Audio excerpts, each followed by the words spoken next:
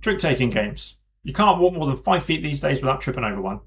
In the last couple of years, there's been an absolute deluge hitting the market, each with its own unique gimmick or twist to make it stand out from its competitors. Now, I'm no expert in trick-taking games, just want to put that out there. We only have a few in our collection, but it is a genre I do enjoy. So let's take a look at some of my favourites. Skull King from Grandpa Beck's Games. This is an absolute classic, it's been around for more than a decade. The gimmick here, like some other trick-taking games, is that when you see your hand of cards at the beginning of a round, you're going to bet on how many tricks you think you can win. There's a real risk-reward element to the game. 4 Northward from Side Room Games. The gimmick here is it's a solo trick-taking game. The tricks are conversations, and you'll be meeting with 8 different leaders who each require a different number of tricks to be won so that you can bring them to your side of the argument, even if that's 0 tricks. For competitive 2-player, we have Claim from White Goblin Games. Now this is an interesting one because it's a trick-taking game of 2 halves. In the first half, you're winning tricks to recruit the cards to your hand that you'll then play in the second half to try and win the game. So at the halfway point, you want the stronger hand. There's also 5 factions in the game, and each faction has its own special ability. You're going to want to learn how to use those for the best. There's a lot of expansions for this one. We only have the first and second claim. There's a lot of variability that you can chuck into this one. One of the best looking trick-taking games we own is Sail from All Play. Now this is cooperative, and it sees players working together, winning and losing tricks at the right moment to steer their ship around obstacles in the aim to get from one end of the board to the other. It's absolutely gorgeous.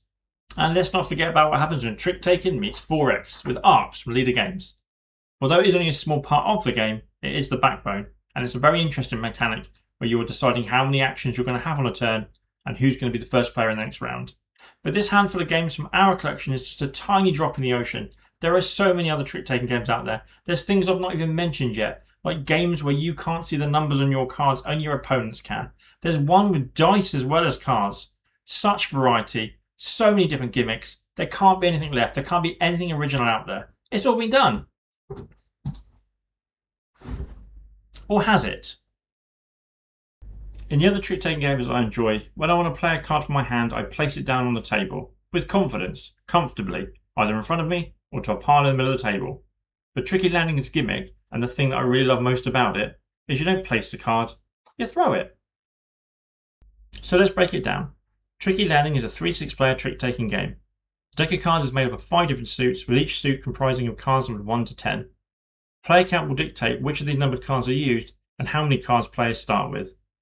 To begin the game, place the target card in the middle of the table, equal distance between all players. The start player then picks a card from the hand, throwing it and attempting to get it to land on the target card. If it does so face up, it becomes the lead card for that round. After that, play goes in clockwise order and it becomes pretty standard trick-taking fare. You're trying to win the trick by playing the highest numbered card in the lead suit or the highest numbered trump card. That's all you need to win the trick. But Tricky Landing has some special rules for scoring cards on that target.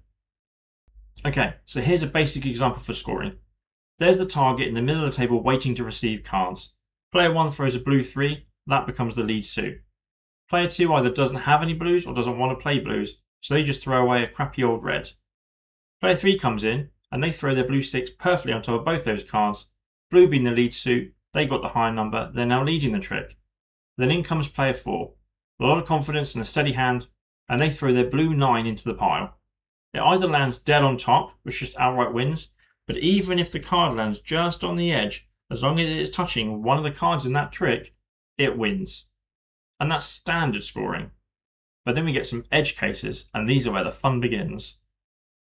Now don't let the adorable child's artwork or the act of throwing the cards like it's a party game put you off Tricky Landing, because I can tell you there's a lot more thinking involved when you're going to pick which card to play and how you're going to throw it, because where a card lands and how it lands is really important. So here's another scoring example. Player 1 kicks off with a yellow 3, making yellow the lead suit for the round. Player 2 takes over with a yellow 4, and player 3 comes in to dominate with a yellow 9.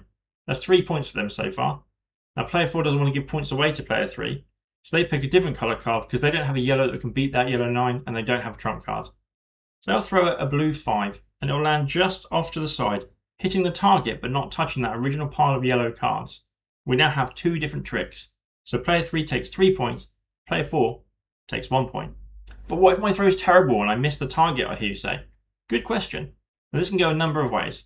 If more than one player missed, their cards don't touch the target card or any of the cards trailing off in that trick, then those cards go back to those players face up as minus points at the end of the hand. But if only one person misses, and their face-up card lies off in the distance like a tiny little island, away from all the trouble of the mainland, then that becomes the trump for the next suit. And sometimes you can do that on purpose. Of course, sometimes fate can just make your card do the unimaginable and flip upside down. It's happened to me several times. What happens with a face down card? Well, the player who wins the trick gets that card. At least you're not getting minus points, but you've given more points away to your competitors. And that's tricky landing in a nutshell. At the end of each hand of cards, you'll score up what you've got in front of you, face down cards being worth 1 point, face up cards -2. Play over 3 rounds, and the high score wins. Now, if you've been following my channel enough, you know I absolutely love this game. I was lucky enough to get a pre-release limited edition version from the designer, from Huff No More, and I've been put in front of any of my friends that come around as my sort of new hotness. As I said, it looks like a very simple game. It is just trick-taking, but in a trick-taking game basic, all the thinking goes into what card you're going to play. But this has the extra layer of how are you going to throw it? Where are you going to aim for? How much power are you going to put behind it? It can really matter. You can do things like trying to knock cards off as well by kind of throwing it with a little back of the wrist discus throw. And yeah, maybe you want to change the suit for the next one because you've got like a large number of blue cards in your hand and nothing that can compete with what's gone down now. So you just want to throw away a blue 1 off to the side because you're the last player in that hand of cards. So it doesn't matter. No one's going to be able to miss as well and give you -2 points. So you're thinking about like, can I change the trump suit? Do I want to join those cards up because I've got the high card that can take all of those ones? Yeah, there's a lot of thinking that goes into just throwing a card. Something else I really like about the game is the childlike art style that they've used on the cards. And it's childlike because it was done by a child. The designer of the game using their offspring to offset artistic costs. But these are just child's drawings of a clown. And it adds to the theme of the game because these clowns aren't just random cards you're throwing down on the table, but they are clowns being shot from a cannon. You're at the circus, you're watching a show. It all adds to everything. The bright colours of the cards, the brilliant art design. It's just, I absolutely love it. And I'm serious when I say that the throwing is the real highlight of this game. We've had turns where a card's gone down barely touching another card and everyone kind of leans forward on the table to see, almost like we have to get a ruler out and get the referee to double check, did that land? And it's just a single millimetre, but suddenly that person's got the trick for that round. It's really, really cool. We've also had moments where someone's trying to be cocky and clever, me, and they've built up a lot of tension. They're going to do this amazing throw to knock cards out of the way or to take the trick, and it's gone really, really badly. But you don't feel silly. It's just, like I say, the circus theme, the clowns, the colourfulness of it all, it's just a laugh. This is also a really good way, I think, of getting people into trick-taking games. Some of the trick-taking games we've got, some of the ones I showed at the beginning of this video, might not be very welcoming to new players to the mechanics. Skulking, for example, it is a classic, but if you've not played a lot of trick-taking games and you see your hand of cards, it's going to be very hard for a new player to judge how well they think they can do from the numbers they've got in front of them, especially when you add in sort of the power cards and things like mermaids and that. But tricky landing, it's just 5 colours, 10 numbers, and you're just telling people, you've got to get the highest number, but you've got to get it to land on that target. So yeah, I think the sort of overall fun of this game is going to really help it be a good entry point for trick-taking games for new players to that mechanic. And that is Tricky Landing in a nutshell. It fast became one of my favourite card games in recent months. I've played it with a lot of friends and they've all walked away having a good time with it. We were fortunate enough to play a demo version last year when we visited Get Into Games Castle. And I think the next day I chased up Mike from Huff No More, eager to find out when it was going to get released. So I'm very grateful that he was able to get me this pre-release version so that I could play it to my heart's content, really. I believe they've got a crowdfunding campaign coming later on in this year. And it's going to be part of a campaign that's going to have Roller Disco in it as well. It's another card game that I've played and really enjoyed. But yeah, I don't know when it's going to be and I don't know what platform it's going to be, but you just follow Huff No More on social media. And I'm sure when I find out, I'll mention it on Instagram and I'll mention it here on one of my videos. But yeah, if you like trick-taking games or you just want to have a fun time throwing cards around, you can do a lot worse than Tricky Landing. So yeah, in a recent game, I did get a little bit cocky and I'm so happy that my friend filmed the occasion.